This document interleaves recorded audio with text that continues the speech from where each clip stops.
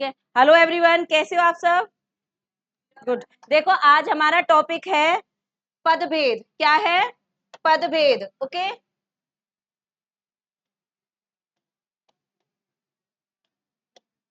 Topic का नाम क्या है? पदभेद। ध्यान दीजिएगा और समझेंगे, ठीक है। अपनी यूनिट में लगा भी हुआ है चैप्टर 1 के यानी ग्रामर में। ओके, पदभेद किसको कहते हैं, कितने प्रकार के होते हैं और क्या परिभाषा होती है वो हम समझेंगे, ठीक है। देखो, पद पद मतलब क्या होता है बेटा? वाक्य। क्या होता है? वाक्य। पद का मतलब होता है वाक्य। अगर इसको मैं पूर्ण रूप से बोलूं, जैसे कि कमल खिल रहा है। क्या बोला मैंने? कमल खिल रहा है। ये एक वाक्य हुआ। वाक्य का मतलब पद ही हुआ। हमने उस वाक्य को पूरा पढ़ा, वो पद के रूप में आया है। किसके रूप में आया है? पद के रूप में आया है। अब इसकी परिभाषा के अकॉर्डिंग क्या लिखेंगे हम कि कोई भी वाक्य या कोई भी पद, क्या करना है? कोई भी वाक्य या कोई भी पद जो अर्थ, रचना, उत्पत्ति के आधार पर, किसके आधार पर? अर्थ, रचना और उत्पत्ति के आधार पर वाक्य में प्रयोग हो। क्या हो? वाक्य में प्रयोग हो। किस किस के आधार पर हो? अर्थ, ठीक है, रचना और उत्पत्ति। किसके आधार पर? उत्पत्ति के आधार पर क्या हो? वाक्य में प्रयोग। वाक्य में प्रयोग, उसको क्या बोलेंगे हम? पद। क्या बोलेंगे? पद या पद रचना। ओके, एक तरह से वाक्य का ही रूप है। किसका रूप है? वाक्य का। जैसे हम वर्ण पढ़ते हैं, वर्ण में एक इकाई होती है ना, एक इकाई। सेकंड, वर्ण से वर्ण जब मिलता है तो क्या बन जाता है? क्या बनता है? शब्द। ये याद है ना, हम सबको याद भी होना चाहिए। आपको क्या बनना है? जैसे क बोलने के बाद अगर इसमें बोलूं तो ये वर्ण मिलने के बाद क्या बनता है? शब्द। और शब्द को शब्द के साथ करेंगे तो क्या मिलेगा? वाक्य, जिसको हम क्या पढ़ रहे हैं। समझ में आया? क्या पढ़ रहे हैं हम इस टाइम? वाक्य। अब इसके हमें पढ़ने हैं भेद। अब आपको परिभाषा समझ में आई? शब्द, सॉरी, अर्थ, रचना, उत्पत्ति के आधार पर वाक्य के प्रयोग को पदभेद कहते हैं। क्या है इसकी डेफिनेशन?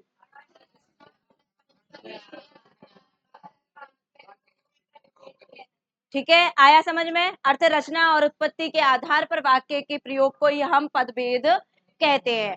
अब इसकी जो हमने डेफिनेशन पढ़ी, उसी के आधार पर इसका क्या है? भेद। भेद यानी प्रकार। भेद किसको बोलते हैं? प्रकार को। ठीक है, देखिए, आ गया क्लियर और ये, ठीक है। देखो, ये नहीं दिखे। अब इसके होते हैं 5 भेद। कितने भेद होते हैं? 5। ओके, हमने डेफिनेशन में क्या क्या पढ़ा? अर्थ। पहला क्या लिखेंगे हम? अर्थ के आधार पर। सेकंड क्या पढ़ा था हमने? ओके, रचना। और मैंने एक उत्पत्ति भी बताया था, वो है ना। और एक दो और हैं इसके, जैसे दो और हैं। रचना हो गया, अर्थ हो गया, उत्पत्ति हो गई, और क्या हो गया इसमें? ध्वनि के आधार पर। आगे है ध्वनि। किसके आधार पर? ध्वनि के आधार पर। और एक हो गया रूप परिवर्तन के आधार पर। अगला कौन सा है? रूप। इनको 5 प्रकार के क्या हो गए? ये भेद। क्या हो गए? 5 भेद हो गए। ठीक है, येलो ही दिखेगा आई थिंक इसमें ज्यादा, है ना? नहीं, चलने दो। 5 भेद, पांचों के नाम अलग अलग है। हमने डेफिनेशन पढ़ी, डेफिनेशन भी इन्हीं से बनी है, अलग कहीं नहीं बनी। बस हमने कितना चेंज किया है इसमें, जैसे अर्थ हुई, रचना हुई, उत्पत्ति के वाक्य में प्रयोग।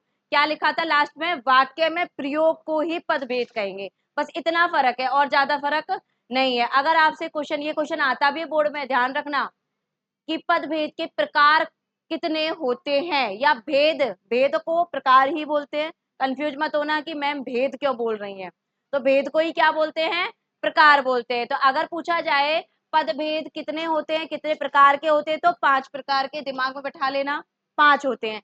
पहला होता है अर्थ के आधार पर, रचना के आधार पर, उत्पत्ति के आधार पर, ध्वनि के आधार पर और रूप के आधार पर। कितने प्रकार के? 5 प्रकार के। पहला, दूसरा, याद कर लेना इनको दिमाग के अंदर, क्योंकि ऐसे क्वेश्चन एमसीक्यू में आते हैं। ओके, पदभेद के प्रकार पूछे जाते हैं, बार बार बता रही हूं, आता है ये क्वेश्चन। इसके बाद है इसमें पांचों भेद हो गए। अब इनके अंतर्गत कौन कौन से भेद होते हैं? ओके, इनके अंतर्गत कौन कौन से भेद होते हैं वो इसके बाद इसमें आएगा, ठीक है। जैसे कि हम अब पहला का कौन सा उठाएंगे? अर्थ। क्या उठाएंगे? अर्थ, ठीक है। देखिए, सबसे पहले लिया हमने अर्थ। अर्थ के आधार पर, अर्थ का मतलब समझ में आता है क्या होता है अर्थ? किसी चीज का मतलब निकलना, ये तो हम कॉमन बात बोल देते हैं ना, सेंस निकलना। हम जब व्याकरण पढ़ते हैं ना, वाक्य पढ़ते हैं, उसके अंदर 3 अर्थ होते हैं। कितने अर्थ होते हैं? 3 अर्थ होते हैं। जैसे कि एक टॉपिक का नाम है शब्द शक्ति। क्या नाम है? शब्द शक्ति। आपके टॉपिक में नहीं है, लेकिन आपको समझने के लिए ये भी समझना पड़ेगा, उसको समझने के लिए। तो वाक्य के अर्थ के आधार पर कितने रूप? 3। पहला, इसके तो ये याद रखना है, अर्थ के आधार पर कितने हैं? 3। पहला कौन सा आ जाएगा? वाचक। क्या आ गया? वाचक। सेकंड आ गया अपना लक्षक। क्या आ गया? थर्ड आ गया अपना व्यंजक। क्या आ गया? ओके, व्यंजक आ गया। इसके बाद जब ये 3 अर्थ को समझे, क्या अर्थ को समझे? 3 अर्थ को। मैंने आपको इससे पहले एक टॉपिक का नाम बताया, उसका नाम क्या था? शब्द शक्ति। अभी बोला ना, शब्द शक्ति को समझना पड़ेगा उसके लिए हमें। तो ये शब्द शक्ति के प्रकार है जो आपके नहीं है, आपको बस ये 3 शब्द याद करने हैं। कौन से 3 शब्द याद करने हैं? सिर्फ ये। अर्थ के आधार पे आपसे पूछा जाए कि कितने प्रकार होते हैं, तो क्या याद करोगे? वाचक, लक्षक और व्यंजक, ये 3 प्रकार होते हैं। अर्थ के आधार पर कितने होते हैं? 3 प्रकार के होते हैं। कौन कौन से? याद हो जाएगा, इजी है, ठीक है। अब वाचक बोलते हैं हम, शब्द शक्ति के नाम पे लें तो इसको बोलते हैं अभिधा। क्या बोलते हैं? ओके, इसको बोलते हैं लक्षणा। क्या बोलते हैं? इसको बोलते हैं व्यंजना, ठीक है। ये इसके अलग शब्द हैं। आया? आपको सबसे इंपॉर्टेंट याद करनी है ये 3 शब्द, ये वाले 3 शब्द। क्या याद करने हैं? ये 3 शब्द जो अर्थ के आधार पर है। अब आपको एक बताती हूँ क्या है। पहले तो पढ़ना है हमें वाक्य की पदभेद की डेफिनेशन, जो क्या थी? अर्थ, रचना, उत्पत्ति के आधार पर वाक्य के प्रयोग को हम पदभेद बोलते हैं। पदभेद 5 प्रकार के होते हैं, ये हमने पढ़ा। पदभेद कितने प्रकार के? 5 प्रकार के। दिमाग में ये स्थिर कर लो, पदभेद 5 प्रकार के। उनमें से पहला पॉइंट था अर्थ। पहला पॉइंट कौन सा था? अर्थ। अर्थ के कितने प्रकार होते हैं? कंफ्यूजन तो नहीं रखोगे, कंफ्यूज तो नहीं रहोगे इस चीज में? कैसे करोगे? पदभेद 5, अर्थ के आधार पर 3, अर्थ के आधार पर 3। अब सेकंड पॉइंट कौन सा है हमारा? इसके बाद हम लिखेंगे रचना के आधार पर। ये फर्स्ट हो गया। अब लिखते हैं हम सेकंड, वो आएगा रचना के आधार पर। रचना हो सकती है, उत्पत्ति हो सकती है, क्योंकि रचना हो रही है तो उत्पत्ति भी होगी, उसी से उत्पन्न हो रहा है ना वो। हम जब किसी का निर्माण करते हैं उसी को रचना बोलते हैं ना। तो सेकंड नाम इसका क्या बोल सकते हैं हम? उत्पत्ति के आधार पर। क्या बोलेंगे? उत्पत्ति या व्युत्पत्ति। अब रचना के आधार पर कितने प्रकार के हो गए ये? सॉरी, व्युत्पत्ति के आधार पर 3। कौन कौन से होंगे? रूढ़, यौगिक और योग रूढ़। अब देखेंगे कौन कौन से। पहला, ये भी 3 प्रकार के, ये भी 3 प्रकार के, सब 3-3 का आंकड़ा चल रहा है ना। पदभेद 5, ये 3 और ये भी 3। दिमाग में बैठा लेना। अब है पहला नाम है रूढ़। क्या नाम है? रूढ़। ओके, सेकंड नाम है यौगिक, ठीक है। थर्ड नाम है योग रूढ़। कौन सा? तीनों नाम एक से लग रहे होंगे आपको, लग रहे हैं ना। रूढ़ किसको बोलते हैं वो समझेंगे। ओके, जैसे अगर मैं ये बोलूं हाथ, क्या बोलूं? हाथ, पैर, नाक, ये रूढ़ है ना, क्योंकि इनका यही नाम है, इनका दूसरा नाम थोड़ी ना है। पर्यायवाची मिलेंगे, लेकिन इसके सिर्फ पर्यायवाची मिलेंगे। लेकिन अपने आप में रूढ़ इसलिए है क्योंकि हाथ तो हाथ ही बोलेंगे, क्या बोलेंगे उसके? बहुत से बात इंग्लिश में बोल दोगे आप। पर्याय तो बोला, उसका सेंस ही तो चेंज किया है आपने, लेकिन हाथ का मतलब हाथ ही है। पेड़ को पेड़ ही बोलेंगे या कुछ और बोलेंगे? वृक्ष, वो पर्याय बोला है हमने, पर्यायवाची बोला उसका, जबकि पेड़ अपने आप में ऋण है क्योंकि उसके लिए पर्टिकुलर नाम दिया हुआ है। रोटी को रोटी ही बोलोगे, रोटी को कुछ और बोलोगे, इंग्लिश में बोलोगे वो अलग हो जाएगा। आप चपाती बोलोगे, फुल्का बोलोगे, फुलके बोलोगे, आई नो जो भी है वो उसके उपनाम हो जाएंगे, लेकिन रोटी को रोटी ही बोलेंगे। ओके, ये अपने आप में चलाया हुआ शब्द रूढ़ है। ओके, अब यौगिक का मतलब होता है मिला हुआ। यौगिक का मतलब क्या है? मिला हुआ। जैसे अगर मैं विद्यालय बोल दूं, क्या बोल दूं? विद्यालय बोलूं तो विद्या प्लस आलय क्या हुआ? विद्यालय। तो इसे दो शब्द मिले, कौन कौन से मिले? विद्या प्लस आलय, ये दो शब्दों से मिलके बना तो विद्यालय हो गया। हमको समझ में आ रहा है यौगिक का मतलब उसमें जुड़ा हुआ। जैसे कि हम समास या संधि पढ़ते हैं तो दो शब्दों से मिलके बनते हैं ना, उस प्रकार वो कौन से में आएंगे? यौगिक में। किस में आएंगे? यौगिक में। अब ये आ गया रूढ़, यानी जो प्रचलित नाम है। रूढ़ मतलब जो प्रचलित नाम है, जैसे हम हाथ कह सकते हैं, नाक के अपने बॉडी के कोई पार्ट का नाम ले सकते हैं, या फिर वृक्ष कह सकते हैं, रोटी, दूध, दूध को दूध ही बोलेंगे, या उसका पर्याय नहीं बोलना। पर्यायवाची यूज नहीं करने की बोल रही हूँ मैं, पर्याय तो बहुत है। पर्यायवाची तो हर शब्द का निकलेगा, हर शब्द का डबल मीन भी निकलता है, लेकिन वो चलित आ रहा, पहले से ही चल रहा है। दूध को पहले से दूध ही बोलते आ रहे होंगे, या उसको कुछ और बोलते होंगे, नहीं। तो इसलिए वो रूढ़ शब्द है या बना हुआ। ओके, आगे आ गया यौगिक में, आ गया मिला हुआ। कैसे? जैसे विद्यालय हमने यहाँ पे कर दिया, क्या कर दिया? यहाँ पे हम ये लिख देते हैं। ओके, अब आ गया योग रूढ़।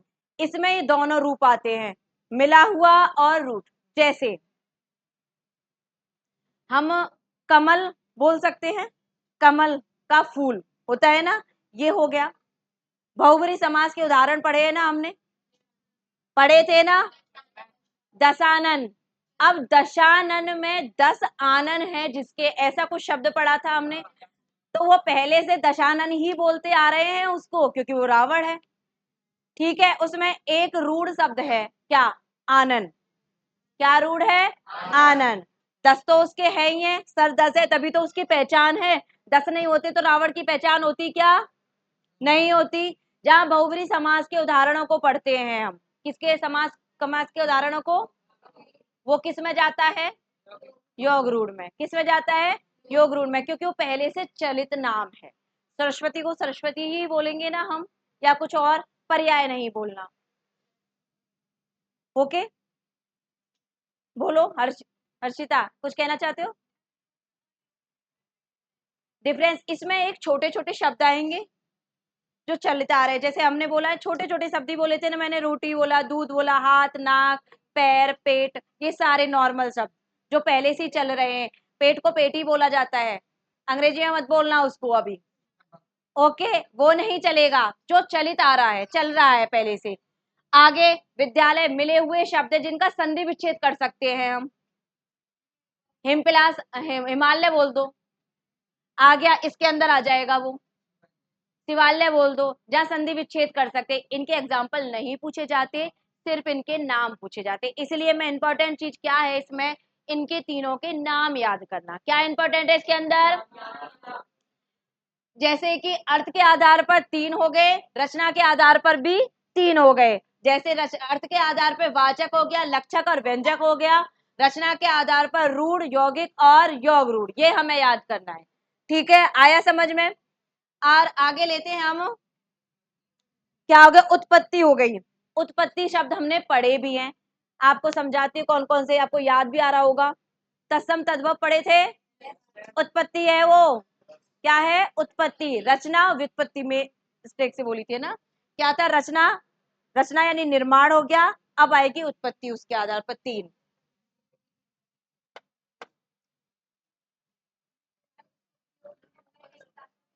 योग रूढ़ का दशानन है ना, क्या है? ओके, बहुब्री समास के जो एग्जाम्पल आते हैं ना बेटा, वो इसके अंतर्गत आते हैं।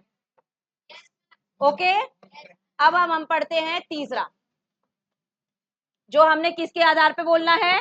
उत्पत्ति के आधार पर।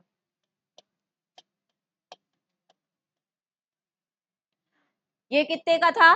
3। ये भी कितने का है? 3। दिमाग में बैठा लेना, 3 3 लिखती जा रहे हो, याद होना चाहिए आपको। अर्थ के आधार पर 3, रचना के आधार पर 3, अब उत्पत्ति के आधार पर 4। याद भी होगा आपको, तत्सम, तद्भव, देशज और विदेशज पढ़े थे ना हमने, संस्कृत में भी हिंदी में दोनों में आते हैं, तो वही है इसके अंदर पर। जैसे पहला क्या हुआ,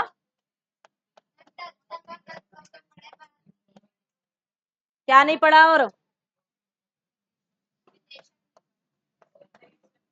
और एक हो गया हमारा विदेशी या विदेशक। ठीक है, जैसे एग्जाम्पल से समझ लेना, कोई दिक्कत नहीं है। ये 4 प्रकार है। अब तक कितने प्रकार पढ़े, 3 ओके। अब ये क्या है हमारा, उत्पत्ति के आधार पर 4, तत्सम, तद्भव, देशज और विदेशज। तत्सम शब्द किसको बोलते हैं, जो संस्कृत से उठ के आए हुए शब्दों को बोलते हैं ना, सेम ऐसे ही बोलते हैं। जैसे एग्जाम्पल के लिए क्या है, गृह, ज्ञान, गृह को और क्या बोल सकते हैं, घर बोल सकते हैं, वो हम कैसी भाषा में बोलते हैं, नॉर्मल भाषा में बोलते हैं। ठीक है, तो इसके अंदर क्या लिख सकते हैं हम, गृह लिख सकते हैं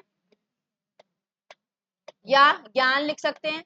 ओके, ये तो आपको आराम से पहचान में आ सकते हैं, जो संस्कृत में उठ के आते हुए शब्द है जिनका प्रयोग हम हिंदी में करते हैं, जो संस्कृत में भी प्रयोग होते हैं और हिंदी में भी प्रयोग होते हैं, वो किस में आते हैं, तत्सम में। तद्भव में कौन से आते हैं, नॉर्मल शब्द जो हम आम भाषा में यूज करते हैं। ठीक है, जैसे कि पानी, खेत। देखो क्यों नहीं समझ में आया, समझ में आएगा तब जब समझेंगे। देखो, गृह संस्कृत में बोला जाता है, ओके, हिंदी में घर बोलते हैं, क्या बोलते हैं, घर। ज्ञान, और हमारे यहाँ आया पानी, पानी हिंदी में ही है, उसमें क्या बोलेंगे, खेत हम हिंदी में तद्भव में बोलते हैं, क्षेत्र बोलेंगे।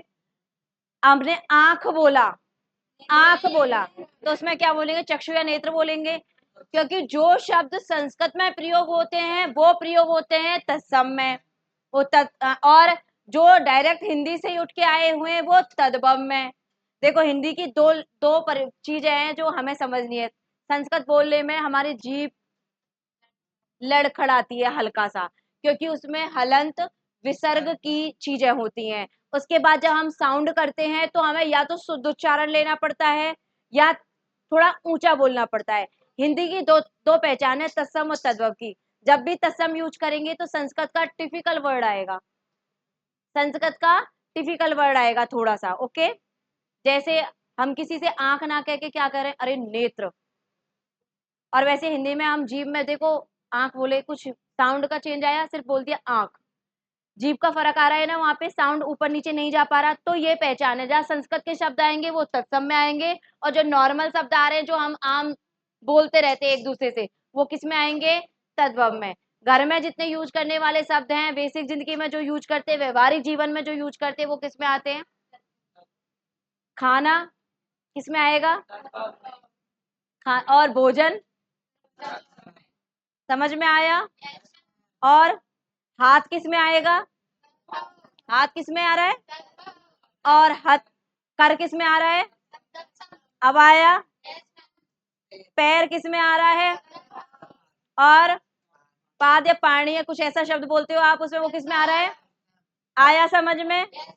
ये ही फर्क है, कितना फर्क है, सिर्फ इतना फर्क है, जो आप संस्कृत के शब्द यूज करते थे वो तद्भव में तत्सम में चले जाएंगे, और जो हिंदी के डायरेक्ट शब्द है वो किस में आएंगे, आया। अब आता है तीसरा शब्द हमारा देशज, जो कि हम ग्रामीण क्षेत्रों में यूज करते हैं और ऐसे भी करते हैं, जैसे कि गाड़ी, और कुछ है, खिड़की, दो शब्दों से मिले हैं ये। हाँ हाँ, बैलगाड़ी, क्या दिक्कत है। जो ऐसे ग्रामीण क्षेत्रों से आए हुए हैं वो देशज, अपने देश में बोले जाते हैं ना ये, इसलिए खिड़की कर सकते हैं इसमें। हाँ, पिल्ला, क्या दिक्कत है, क्योंकि जानवर के अगर उसका नाम लेंगे तो पिल्ला आया है ना उसमें से, तो वो चीज है।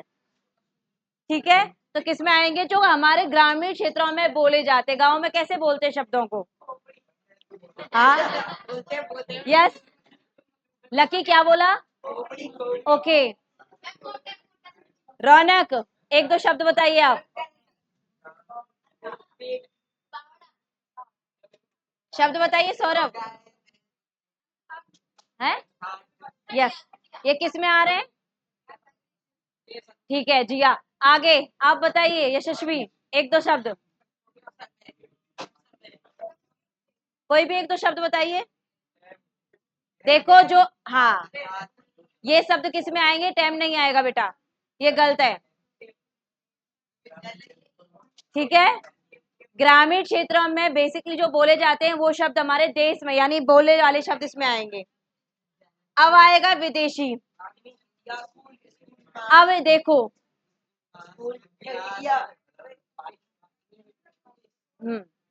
चीनी,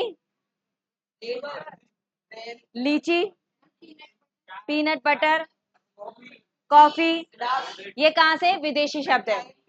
टाइम, समय बोलेंगे उसको। जैसे हमने बोला चाकू, हमारे यहाँ का शब्द नहीं है, बाहर से फारसी शब्द आया। वो क्या है?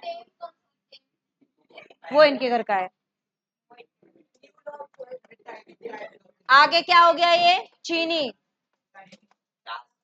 गिलास, ये कुछ अरबी फारसी शब्द होते हैं जिनको हम भी यूज करते हैं। वो सब किस में आते हैं? विदेशी या विदेश से आए हुए शब्द है, जो हिंदी में मिले हुए शब्द है, जो हिंदी में भी मिले हुए शब्द है। ओके, ऐसे शब्द है। वैसे इसमें भी आपको ये चार नाम याद करने हैं। क्या याद करने हैं? आते हैं ना? तो ये आ रहे हैं आपको। अगर पूछा जाए अर्थ के आधार पर कितने प्रकार? तीन। और रचना के आधार पर, और उत्पत्ति के आधार पर, दिमाग में बैठा लेना। और प्रकारों के नाम भी। और क्या है? प्रकारों के नाम। फोर्थ पॉइंट कौन सा है हमारा? ध्वनि के आधार पर। ओके, क्या है? ध्वनि के आधार पर देखेंगे। ओके, अब आता है हमारा ध्वनि। कितना प्रकार है? दो, वर्ण और, नहीं नहीं, वर्णात्मक और ध्वन्यात्मक। इसके अंदर दूसरे वर्ण, स्वर, स्वर और वो नहीं आएंगे बेटा। क्या आएंगे? पहला हो गया वर्णात्मक, सेकंड हो गया,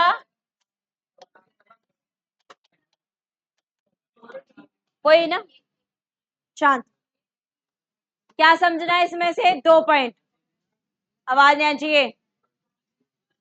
पहला वर्णात्मक, दूसरा ध्वन्यात्मक। देखो वर्ण, वर्ण जहाँ पे वर्ण की आवृत्ति होती है, आपने कई उदाहरण और एग्जाम्पल पढ़े हैं।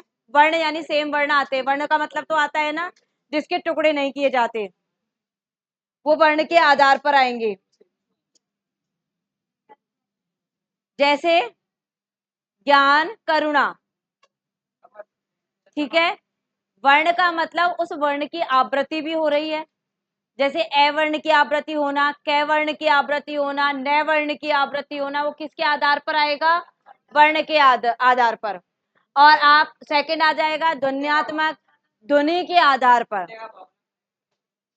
जैसे जानवरों का अलग से साउंड होता है, मनुष्य का अलग होता है ना, तो उनकी आवाज से हम उनकी पहचान कर सकते हैं ना। जैसे पक्षी चहचहा रहे हैं, ओके, तो किसकी आवाज है? पक्षियों की। गाय रम्हा रही है, ओके। जैसे हम जितने जानवर हैं उनके एक अलग साउंड होता है, वो किसके आधार पर आएगा? ध्वनि। हमने सिर्फ ध्वनि के आधार पर पहचाना है। अगर हम अपने घर में बैठे हो, बाहर किसी जानवर की आवाज है, तो पहचान जाते हैं जी, क्योंकि आवाज के थ्रू। किससे पहचाने आपने? आवाज से। और इसमें वर्ण से, यानी वर्ण की आवृत्ति हो सकती है, वर्ण के बारे में आता है। ठीक है, ज्ञान, करुणा, जो ए वर्ण हुआ, च वर्ण हुआ, तय वर्ण हुआ, जो व्यंजन वर्ण होते हैं ना, उनके आधार पर आया आपको। बस आपको इनमें से याद क्या करना है? वर्णात्मक और ध्वन्यात्मक, ये दो याद करने हैं। कि अगर आपसे पूछा जाए कि ध्वनि के आधार पर कितने हैं, तो नाम से ही स्पष्ट हो जाना चाहिए ध्वनि के आधार पर पूछ रहा है, साउंड के आधार पर पूछ रहा है, तो कितने प्रकार के? दो प्रकार के होंगे। ठीक है, पहला हो गया हमारा वर्णात्मक और दूसरा हो गया ध्वन्यात्मक। अब हमारा लास्ट पॉइंट है जो इंपॉर्टेंट है इसमें सबसे ज्यादा, कौन सा है वो? रूप के आधार पर। कौन सा है? रूप के आधार पर। देखो लास्ट पॉइंट है हमारा रूप के आधार पर। कितने नंबर का? 5th नंबर का। इसके आधार पर कौन कौन से हैं? विकारी और यस अविकारी। याद हो गया आपको?